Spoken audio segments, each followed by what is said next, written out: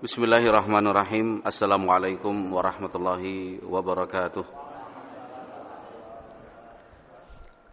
Innal hamdalillahi nahmaduhu wa nasta'inuhu wa nastaghfiruh wa na'udzu billahi min syururi anfusina wa min sayyiati a'malina. Man yahdihillahu fala mudhillalah wa man yudlil fala hadiyalah. Ashhadu an la ilaha illallah wahdahu la syarikalah wa ashhadu anna Muhammadan abduhu wa rasuluh la nabiyya ba'dah. Qala Allah Ta'ala fi kitabihil karim, ya ayyuhalladzina amanu taqullaha haqqa tuqatih wa la tamutunna illa wa antum muslimun.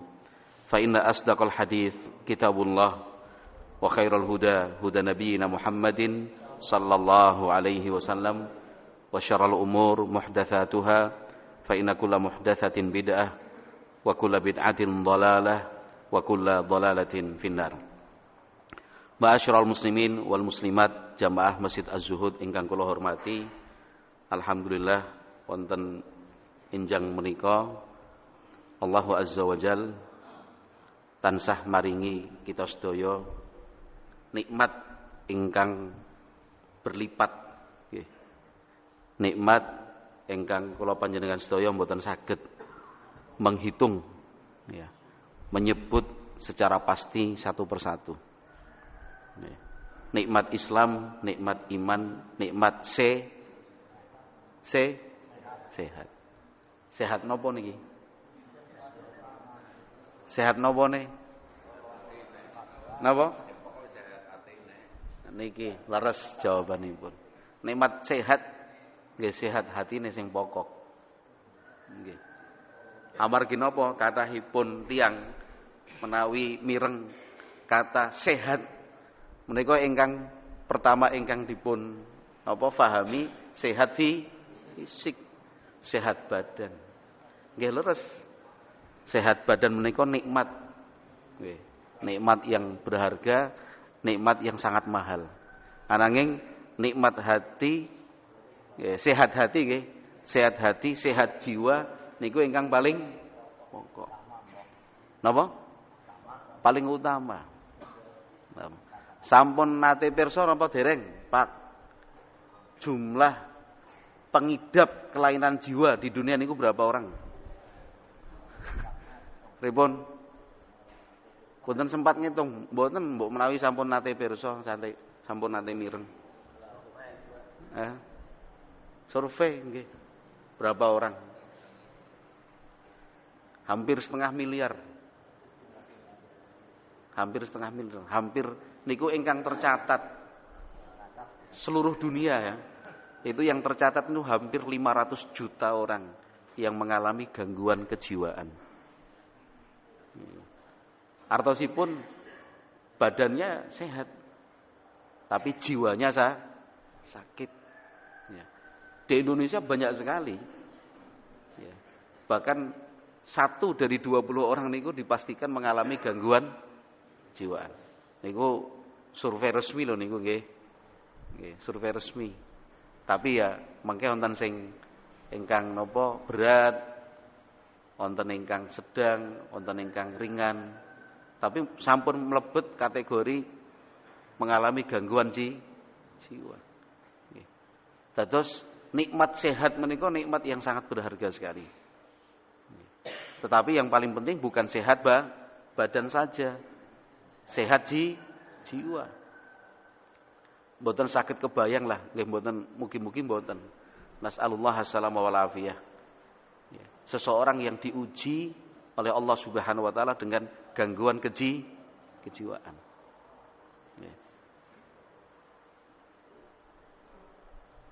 Per hari ini Mas Muhammad sudah pernah dengar atau belum? Apa tahu krungu apa urung Mas Muhammad? Jumlah penyakit jiwa itu ada berapa sekarang? Loh, lah nggih saestu niku pertanyaan penting niku. Kalau tadi kan pertanyaan berapa jumlah orang yang mengalami gangguan kejiwaan. Nggih. Pertanyaan nomor kalih jumlah penyakit jiwa menika Pinten kan itu. Kalau penyakit fisik apa sih? Pilek, ya kan, demam, watuk. Napa? Gudik, ya. Ya gudik ya masuk ya. Ya, napa? Masuk, iya gudik ya masuk. Gatal-gatal dan segala macam. Tapi sekarang pertanyaan kita, jumlah penyakit jiwa itu ada berapa sih sekarang? Kira-kira loh. 20 dari belum pernah mendengar ya. Kan itu. Apa Mas? Sama Mas Abdurrahman ya? Apa kayak gini nggak tahu apa nggak mau jawab? Kenapa? 3. Iya. Itu nyun sewu kalau menurut dokter-dokter psikologi para psikiater itu, dokter-dokter spesialis kejiwaan, niku sampun 100 punjul. Jenis penyakit jiwa. Semakin kesini semakin bertambah jumlah penyakit yang namanya gangguan kejiwaan itu tambah kathah. Nek zamane kula yakin nggih zamane panjenengan ingkang sampun sepuh-sepuh niki nggih kula yakin sami lah. Nek zaman rumiyin pokoke wong sing mengalami gangguan jiwa itu pokoknya jenenge stres pun niku mawon. Leres napa mboten Pak Abdurrahman? Napa? Engges pokoknya stres. Agak sedikit mengalami gangguan jiwa kok stres bocah kae. Pripun Pak Ngudi leres napa mboten? Leres napa mboten nek zaman rumiyin pokoknya sedaya tiyang ingkang mengalami gangguan kejiwaan pokoknya sebutannya stres. Apa? Gendeng. Kasar banget sih. Pripun Pak Dakir? Nek rumiyin zaman kula tesih alit niku pokoknya semua orang yang mengalami gangguan kejiwaan jenenge stres. Apapun jenis gangguan kejiwaan itu. Stres nek bahasa mriki napa? Kentir. Napa? ODGJ kan baru-baru aja. Iya, yang terakhir. ODGJ yang terakhir. Tapi tok. Betul-betul nggih. Artosipun begini loh. Kita itu harus bersyukur, betul-betul bersyukur kepada Allah Subhanahu wa taala. Sesusah apapun hidup kita, sesulit apapun masalah yang dihadapi, sing penting waras. Jiwane waras niku pun alhamdulillah. Duwite nek jenengan kathah ya. Pensiunane pinten jenengan. Setitik kepriwe. Iya, badannya sehat, jiwanya kuat. Itu yang paling penting. Apalagi di zaman sekarang. Ketika penyakit jiwa itu semakin hari semakin banyak jenisnya. Ya. Kemudian semakin cepat terjadinya. Semakin sulit pengobatannya. Alhamdulillah pun saged ngibadah, saged ngaos niku luar biasa. Alhamdulillah. Niki pertanyaan berikutnya sing nom-nom mawon niki Isa mawon sa. Gitu. Sebutkan 3 jenis penyakit jiwa sa. Apa bae sa? Yang pernah dengar lah apa aja. Akeh pokoknya. Pernah dengar enggak penyakit jiwa apa aja? Ya sekarang dokter-dokter itu semakin mengklasifikasikan, mengkategorikan bertambah spesifik. Termasuk sulit tidur, termasuk itu. Jenengan? Susah.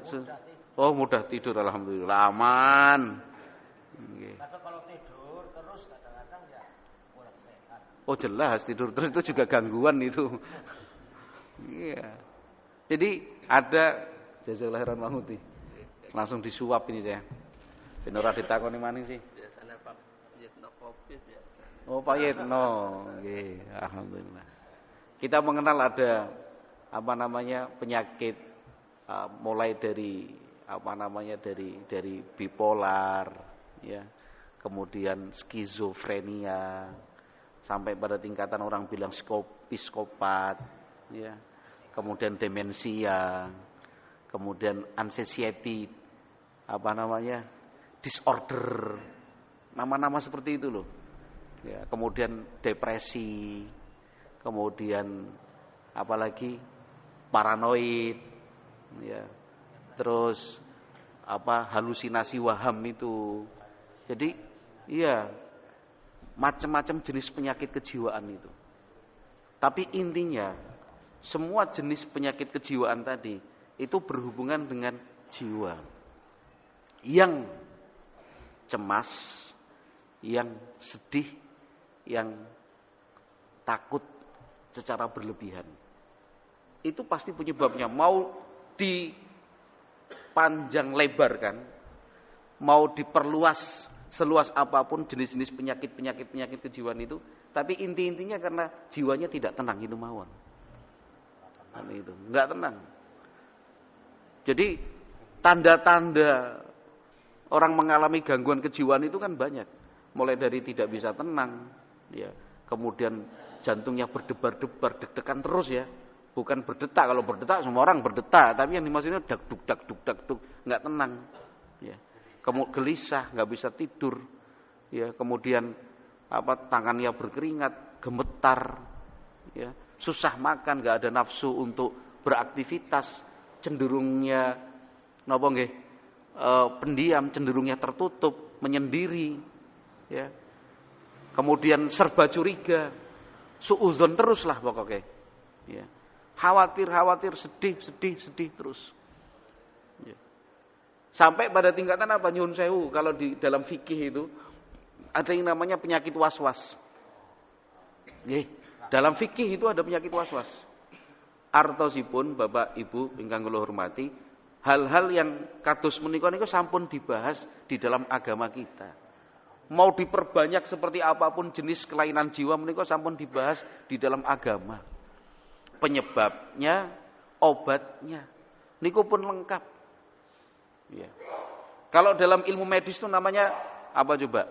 Obsesif kompulsif disorder, wis kakean istilah. OCD namanya.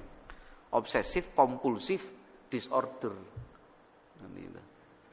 Apa kuwi? Syekh Imron biasanya bisa jawab ini. Syekh, ada enggak? Syekh? Oh iya, apa kuwi Syekh? OCD Syekh. Obsesif kompulsif disorder apa kuwi? Oh, tadi udah dikasih clue, sudah dikasih kisi-kisi. Kalau dalam fikih Islam namanya was-was. Ya. Kalau dalam fikih Islam itu namanya was-was. Di dunia medis itu namanya OCD itu. Apa itu? Kondisi ketika seseorang itu dia merasa khawatir, ya, cemas sehingga harus mengulang-ulang suatu kegiatan. Ya. Seringkali kaitannya dengan bersuci dan faktor keamanan atau keselamatan. Niku nyuwun sewu. Wis mangkat ning ndi? Ya Allah. Wis dikunci apa urung ya omahe? Wis dikunci apa orang? Itu kaitannya dengan keselamatan. Terus ya Allah, itu tadi kipas anginnya udah tak matikan belum? Itu kompornya wis tak pateni apa urung? Kan itu. Nanti kalau kebakaran bagaimana? Kalau dimasukin maling bagaimana? Nah itu kalau terjadi berkali-kali dan jadi pola, itu sudah namanya was-was. Kalau dengan bersuci begitu, batal apa urung ya? Batal apa urung ya? Tadi sudah suci atau belum ketika buang air kecil? Jangan-jangan itu. Wah jangan-jangan celana saya kena cipratan najis. Itu kalau sekali dua kalinya jarang, ini setahun pisan lah. Itu sih normal. Setahun pisan. Tapi yang bendina niku pun boten normal. Itu sudah namanya penyakit was-was. Sampai pada tingkatan nyuwun sewu, itu bersuci itu sampai berulang kali. Baleni maning. Iya. Di kamar mandi niku lebih dari setengah jam. Ya. Salat lho di bulan baleni sampun takbiratul ihram Allahu akbar. Orang tadi. Ya, orang tadi. Niku baleni maning. Enggak jadi. Bahkan sebelum sempurna takbiratul ihram niku pun ragu. Harus diulang lagi Allah ora sida. Lagi Allah. Akibatnya apa? Jarang sholat berjamaah. Ketinggalan terus sih. Akhir sholatnya sendirian. Lama-lama karena malu akhirnya sholatnya di rumah. Itu kalau tidak segera diobati tambah parah. Waliyadzu billah. Jadi ma'asyiral muslimin wal muslimat jamaah Masjid Az-Zuhud ingkang kula hormati, maksud kula inilah faktanya dalam kehidupan dunia. Niki kenyataan. Ya. Bahwa di luar sana ratusan juta orang mengalami gangguan-gangguan jiwa. Salah satunya ini depresi. Di luar sana banyak sekali jenis penyakit jiwa sampai ratusan. Beberapanya sudah kita berikan sebagai contoh tadi. Alhamdulillah. Kita semua di sini yang jumlahnya ada 100 ada enggak ini? Ada ya, pun nggih. Artinya ratusan yang hadir sekarang ini sami sehat. Makanya harus bersyukur kepada Allah Subhanahu wa taala. Dados ampun gresula, ampun sambat. Jangan mengeluh. Hidup susah, gawean angel, gajine cilik, apa-apa mundak. Ya. Tuku BBM nggo barcode sakniki. Ya. Akhirnya mengeluh, tidak ada alasan bagi kita untuk mengeluh. Orang yang beriman itu hidupnya selalu bersyukur. Ajaban li amril mu'min. Sungguh menakjubkan sekali kehidupan orang yang beriman itu. Inna amrahu kullahu lahu khairun. Kabeh urusan iki apik. Wong sing beriman iku kabeh urusane apik sae. In asabathu sarra syakara fakana khairan lahu. Nek apik, nek sae, nek sesuai harapan kuwi bersyukur. Dan syukur itu pasti lebih baik. Wa in asabathu dharra sabara fakana khairan lahu. Nek lagi susah, lagi mumet, urusane angel, bersabar. Sing jenenge sabar kuwi luwih becik, lebih baik. Wa laisa dzalika illa lil mu'min. Semua itu yang tadi syukur dan sabar itu tidak bisa dilakukan kecuali oleh orang yang beriman. Begitu. Nggih. Nah, niki kaitannya Bapak Ibu ingkang kula hormati. Kaitannya dengan obat sakmenika. Penyakit-penyakit tadi dan yang lainnya. Untuk ratusan juta orang yang sekarang mengidapnya. Obatin apa sih? Obatin namung kalih. Nek secara umum nggih. Obatin namung kalih. Ingkang setunggal niku diparingi obat psikotropik namanya. Obat penenang. Nggih. Yang kemudian disalahgunakan jadi narkoba nggih. Pak Ketua Yayasan. Nggih, Pak Yanto. Niku Pak Yanto paham niku. Nggih. Narkoba itu. Kan itu. Itu obat penenang. Ya penyakit-penyakit tadi itu kalau sudah mengeluh gini, dokternya bilang kamu kena penyakit jiwa nih. Itu. Dokternya ora gelem mumet. Udah dicek ini agak berat nih, berarti dosisnya tinggi. Agak sedang nih, dosisnya sedang. Kalau masih ringan nih, udah dikasih dosis yang ringan juga. Pengobatannya itu dikasih obat penenang. Mulai dari obat yang oral yang diminum maupun obat yang pakai suntik.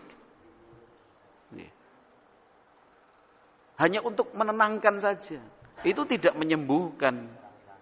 Mboten. Tidak menghilangkan penyakit. Ini namung menenangkan.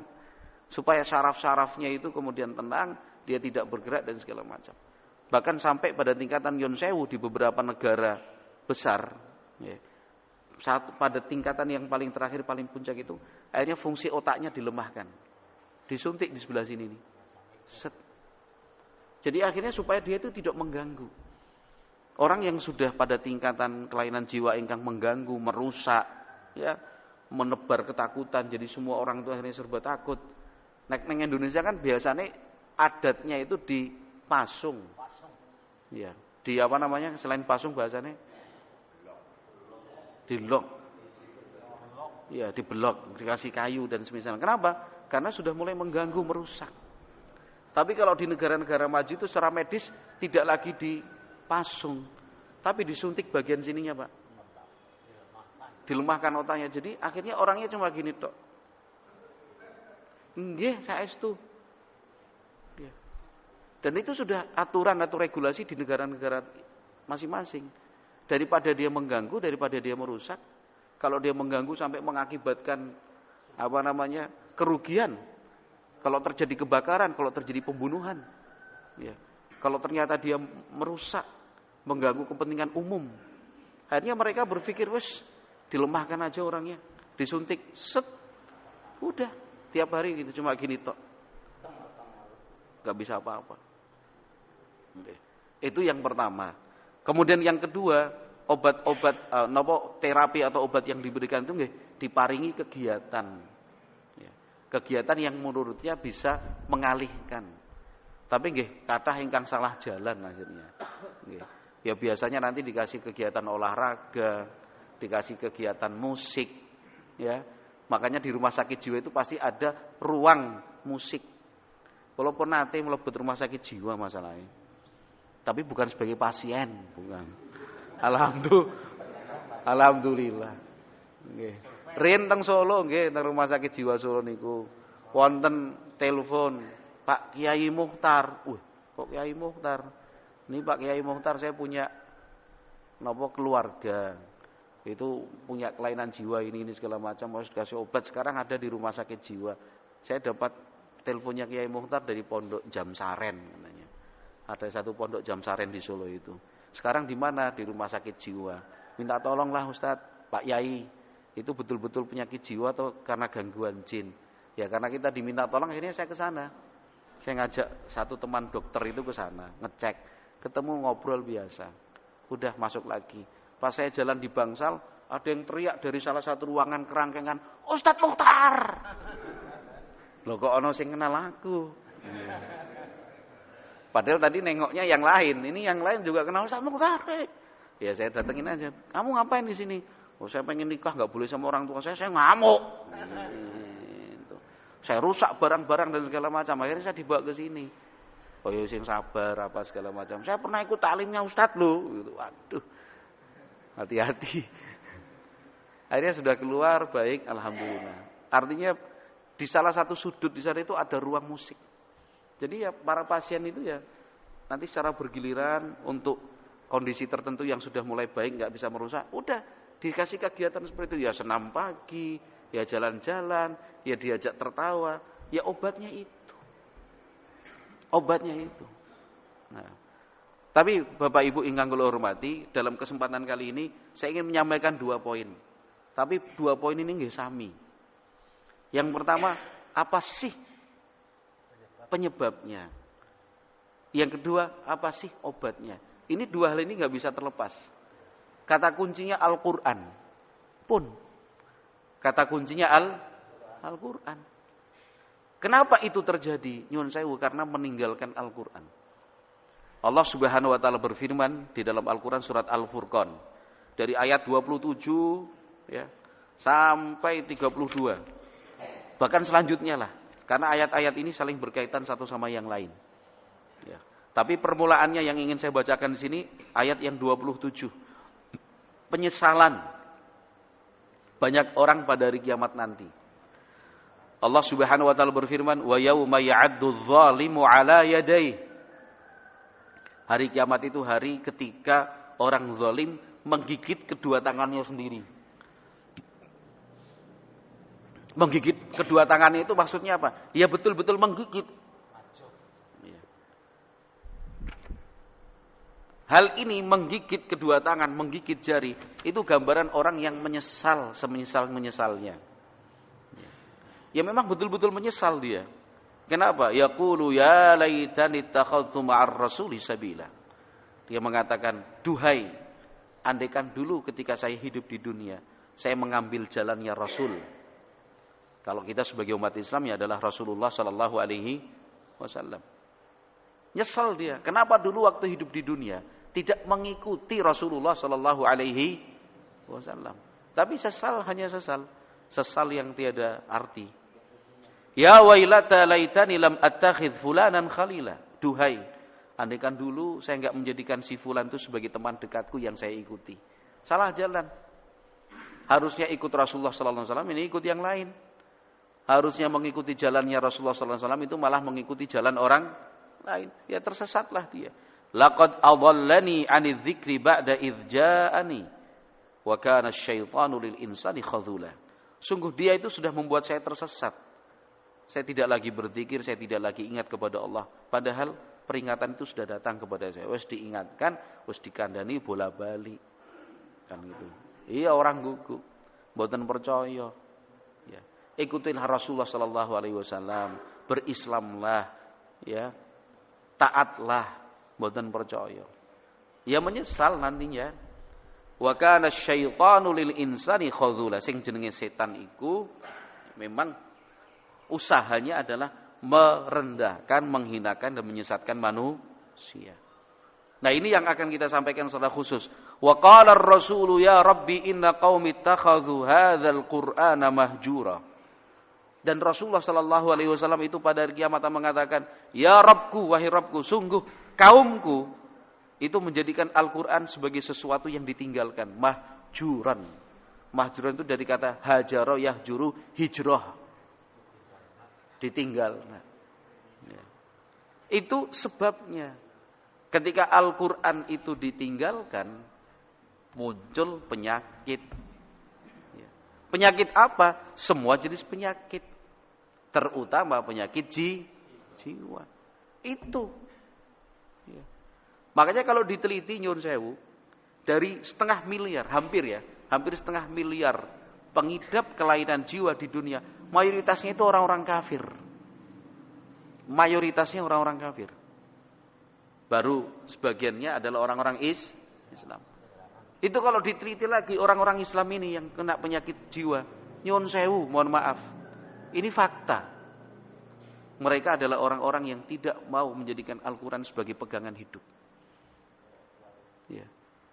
Tapi anak yang ngaji ya stres, ya anak.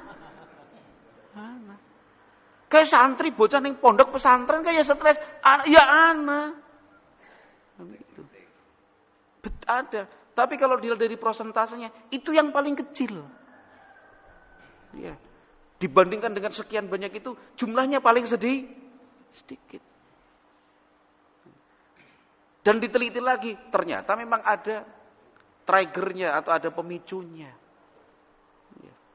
Bukan karena ngaji Quran kok tetap stres, boten. Ya, bahasanya betul, pengaruh yang lain. Ya kan. Bisa. Nek bahasanya COVID, komorbid. Nah, memang sudah ada penyakit bawaan. Jadi setelah diperiksa, tadi kan rata-rata orang kafir. Berikutnya orang Islam. Spesifiknya lagi orang Islam yang tidak menjadikan Al-Quran sebagai pegangan hidup. Ya. Terus nanti yang paling kecil lagi, loh, anak yang betina ngaji ning pondok ya stres, ya anak. Tapi itu akhirnya prosentasenya paling kecil sekali, paling minim. Itu kalau diperiksa sadurunge ngaji ya wis stres. Iya. Ya salah satu nih. Itu. Sebelum ngaji ternyata memang punya bakat-bakat depresi. Lah anak sing pondok khusus ngenangani sing bocah-bocah sing depresi.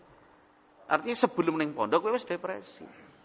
Tapi yang dari kecil belajar baik-baik saja kok kemudian mengalami depresi atau penyakit jiwa yang lainnya, itu sangat kecil. Ketika diperiksa ternyata ada pemicunya. Kenapa? Tidak memahami Al-Quran sebagaimana mestinya. Gitu. Tidak memahami Al-Quran sebagaimana yang diajarkan oleh Nabi Muhammad SAW. Itu sebabnya. Niku pun pasti. Dados nek menawi kula panjenengan sami, nggih, tidak ingin itu terjadi pada diri kita dan pada orang-orang yang kita cintai, maka semangatlah untuk mempelajari Al-Quran. Nek bisa nih maca ya maca. Nek misalnya saged memahami maknanya ya langsung sae. Ya. Kalau bisa menghayati, meresapi, alhamdulillah. Nek sagete maca Quran napa terbata-bata, terputus-putus nggih mboten napa-napa. Allah itu Maha tahu apa yang kita inginkan, apa isi hati kita.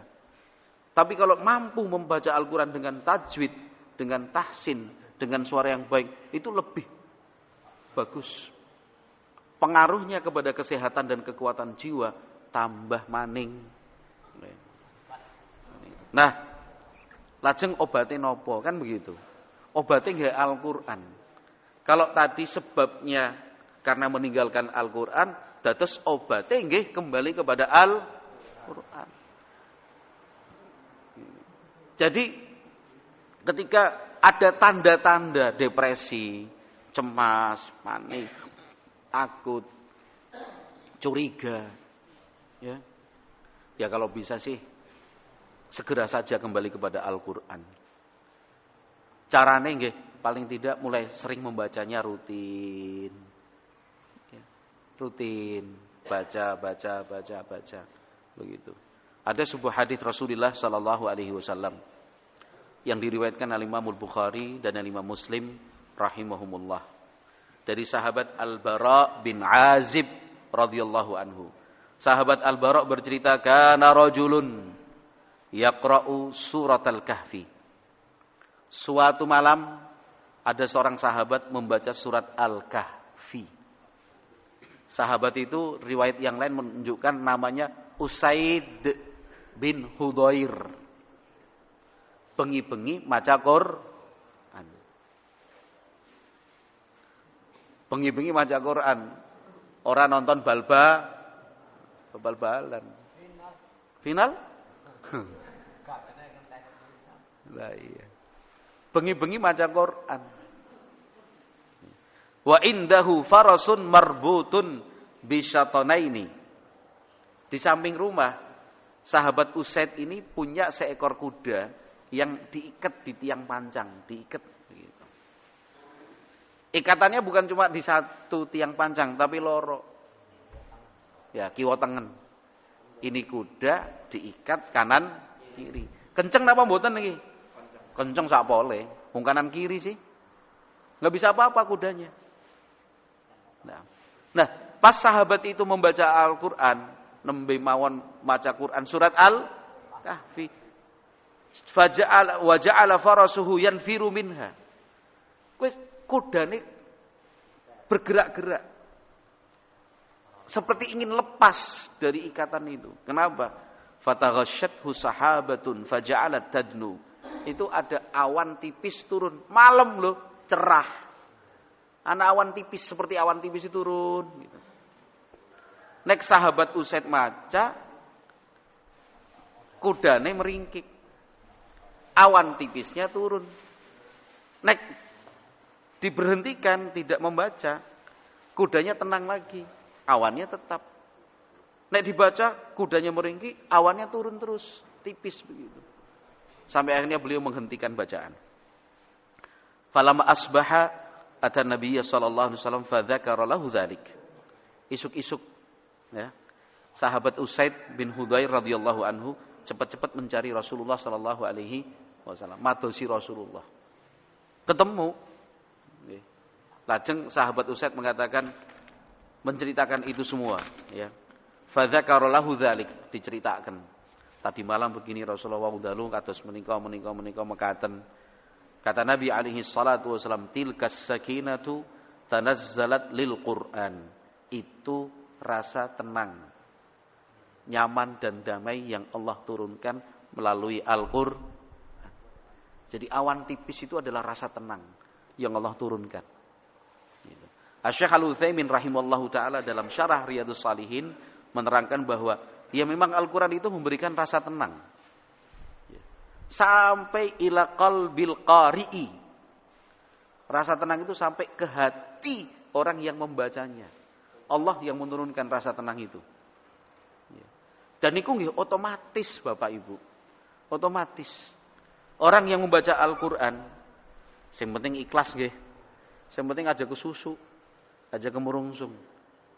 Etika dan adab membaca Al-Qur'an nggih tetap diperhatikan, tetap harus diperhatikan. Ya. Semakin sempurna adab etikanya juga semakin baik efeknya nanti, semakin besar nanti hasilnya. Ya, dia membaca Al-Qur'an dengan menghadap ke arah kiblat dalam keadaan bersuci, ya. Dia berta'awudz, a'udzubillahi minasyaitonirrajim. Hal-hal yang bisa mengganggu kegiatan baca Al-Qur'an itu dia singkirkan. Pokoknya membaca Al-Qur'an itu otomatis rasa tenang itu turun. Ya. Maka orang yang rajin membaca Al-Qur'an dengan memperhatikan etika dan adabnya, itu pasti orangnya sehat badan, sehat jiwa. Itu. Makanya kalau ahlul Quran itu umurnya panjang, sehat, giginya masih utuh sampai usia 80 tahun, 90 tahun. Itu memang betul. Dengan Al-Quran Allah menjaganya. Dengan Al-Quran itu Allah memberikan kekuatan untuknya, kekuatan fisik juga kekuatan hati, kekuatan jiwa juga maksudnya di situ. Itu keterangan dari para ulama. Dan ulama lainnya banyak, tapi saya sebutkan satu saja, yaitu Syekh Al-Utsaimin rahimallahu taala. Jadi nek menawi napa kula panjenengan sami sudah mulai pusing, ya, mumet, bingung arep ngapa, bingung anak apa, gitu. Jadi anak apa sih? Perasaannya tidak tenang, pikirannya gelisah dan segala macam. Termasuk nek ora bisa turu, Pak. Nek ora bisa turu bengi, wis aja ngrungkrang sing liyan-liyane. Ambil Al-Qur'an, baca. Kalau ternyata sudah capek, ambil Al-Qur'an, setel saja. Murotalnya kan banyak sekali yang bisa disetel itu. Rekaman-rekaman bacaan Al-Qur'an. Itu sudah menenangkan hati. Itu termasuk kita mau mendengarkan bacaan Al-Qur'an. Nah, ketenangan ini sebagai penutup. Pesawan sih. Ketenangan yang Allah berikan ini ternyata itu juga bisa dirasakan orang musyrik sekalipun, orang kafir. Jadi anteng. Walaupun kualitas ketenangan dan kedamaian itu sudah jelas benten. Antara seorang yang beriman, antara orang beriman dengan orang yang tidak beriman itu beda hasilnya. Tapi tetap saja itu orang kafir itu mendengarkan bacaan Al-Qur'an juga termenung dia. Makanya banyak orang kafir masuk Islam karena mendengarkan bacaan Al-Qur'an. Yang penting bacaan Al-Qur'annya sing apik. Dulu di zaman Nabi SAW ada 3 tokoh Quraisy. Ada namanya Abu Sufyan, ada namanya Abu Jahal, ada namanya Al-Akhnas bin Syuraik. Wong telu. Kuwi tokoh gede kabeh niku, Pak. Nggih. Niku pimpinan-pimpinan kekafiran zaman dulu. Wah, top pokoknya. Abu Sufyan, panglima perangnya. Abu Jahal, kurang apa bencinya. Al-Akhnas bin Syuraik nggih sami, tapi akhirnya Al-Akhnas bin Syuraik itu masuk Islam. Makanya beliau yang cerita untuk kita. Malam-malam itu loh. Malam-malam, iya pernah dengar nggih, kalau yakin panjenengan pun sampai napa sampun nate mireng lah. Nate pirsa riwayat ini disebutkan oleh Ibnu Katsir dalam tafsirnya, sahih menurut beliau. Dalam Sirah Ibnu Hisham, dalam kitab-kitab sejarah juga banyak menyebutkan kisah ini. Bengi-bengi kayak wong telu orang nganggo janji. Orang ana janji sadurunge mboten wonten. Ketemu bareng tapi ketemune ngisuke. Ya. Bengi-bengi itu mendatangi rumah Nabi Shallallahu alaihi wasallam. Kan itu. Bisa bersamaan itu loh. Masing-masing itu penasaran ya penasaran. Tapi jane mendengarkan Al-Qur'an itu ya gawe tenang gitu. Mereka tahu Nabi Muhammad SAW kalau malam itu membaca Al-Qur'an, apalagi di pertengahan malam sampai akhir malam. Masing-masing orang tadi, Abu Sufyan, Abu Jahal, Al-Akhnas bin Syuraik, mendekati rumah Rasulullah sallallahu alaihi wasallam dalemipun Kanjeng Nabi. Sing siji neng kene. Sing siji neng kene, sing siji neng kene. Bengi-bengi ora pada ngertine. Ora ana janjian. Itu sampai subuh, sampai pagi mendengarkan gini. Ora turu ora. Bukan. Orang kafir loh ini, tokohnya loh ini. Sing paling benci sama Islam jare ini, tapi dalam hati kecilnya mereka jadi yang ngakoni nek Islam niku nggih sing bener. Nggih. Itu mereka mendengarkan rongokna seneng kan gitu. Isuk-isuk wis Kayak gini lah. Ras. Wah, sudah pada kelihatan kan kalau malam kan gelap gulita. Ya, tanpa cahaya. Ya. Ketemu, kamu dari mana? Lah kau kan ngendi kowe? Kan itu. Kowe ngendi? Itu ketemu di salah satu jalan. Bareng, kamu dari mana? Kamu dari mana? Itu sesuatu yang aneh. Isuk-isuk kowe wis metu. Kan itu. Dari arah yang bukan umumnya lagi. Ya udah kita janji kita cerita, tapi jujur aja, ya jujur. Kamu ngapain? Aku tadi malam mendengarkan bacaannya Muhammad. Kamu sama, aku juga mendengarkan bacaan Muhammad. Kamu pada baik. Wah. Jangan sampai terulang ini. Ini kalau ketahuan sama anak-anak muda Quraisy, habis kita.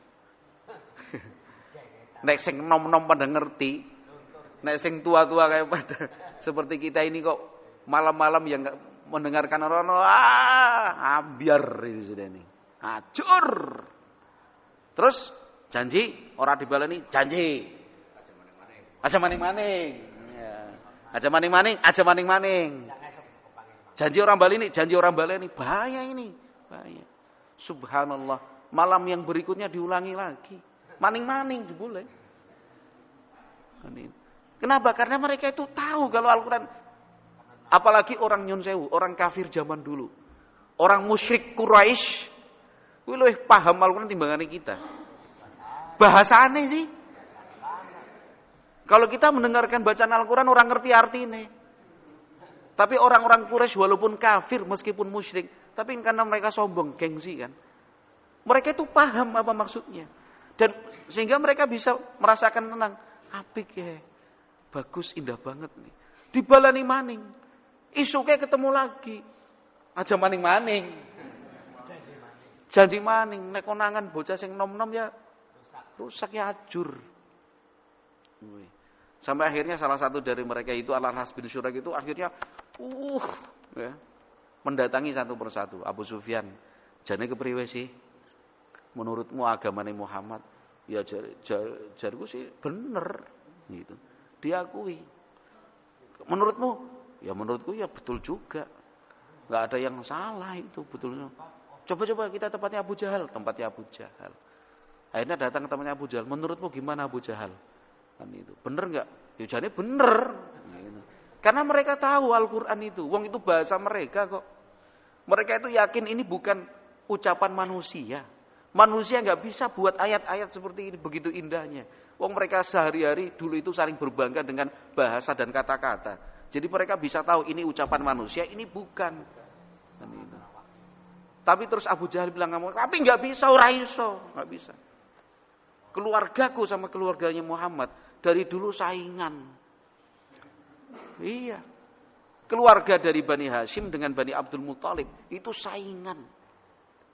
Saingan. Padahal tunggal mbah niku. Saingan, Pak. Apapun kami dari dulu tuh saingan. Kalau mereka memberi minum orang haji, kami ngasih minum. Ya. Kalau mereka memberi makan, kami memberi makan. Pokoknya saingan terus ini. Dalam peperangan-peperangan pun begitu. Mereka maju, kami maju. Nggak ada yang mau kalah satu sama lainnya. Nah, giliran Siki lagi posisi pada-padane kedudukannya. Pas begini, posisi kami sama keluargaku karo keluargane Muhammad. Keluarga besar ya maksudnya. Ini padahal kan pamannya sendiri sebenarnya. Cuman secara suku itu beda. Artinya beda keluarga. Tunggal mbah kan gitu ya. Tunggal mbah misalnya anaknya telu, ya kan. Karyo, Darmo, karo Narto kan itu. Nah, nanti beda-beda. Nah, giliran ketika keluargaku kalau keluargane Muhammad lagi pada kiai, kok ternyata ada keluarga dari sana ngaku-ngaku sebagai nabi. Kan nggak mungkin keluarga kami juga bilang kita juga punya nabi. Lucu. Nabi itu kan cuma satu. Caranya cuma satu akhirnya. Didustakan. Caranya cuma satu. Ora bener we. Tersaingi. Itu satu saja. Jadi mereka itu tahu kalau Islam itu benar. Nabi Muhammad itu utusan Allah. Mereka mengakui. Tapi urusannya gengsi. Nek misalnya ngakoni. Berarti keluargane Muhammad luwih apik. Keluargaku kalah. Ora bisa. Pokoknya ora ono nabi. Kalau ada nabi berarti kalah. Harga diri. Jadi intinya Bapak Ibu ingkang kula hormati, Al-Qur'an itu kalau ditinggalkan menjadi sebab timbulnya penyakit, terutama penyakit jiwa. Obatnya apa? Ya kembali kepada Al-Qur'an, dibaca. Kalau sudah parah ya dibacakan, diruqyahkan juga. Sing penting rutin. Sing jenenge penyakit jiwa ya ora sekali baca terus langsung sembuh. Wong dia aja sakitnya udah bertahun-tahun. Ya, harus rutin dan seterusnya. Wallahu a'lam bishawab. Mudah-mudahan kita bisa mengambil manfaat dari Al-Qur'an dan semoga kita tidak termasuk orang-orang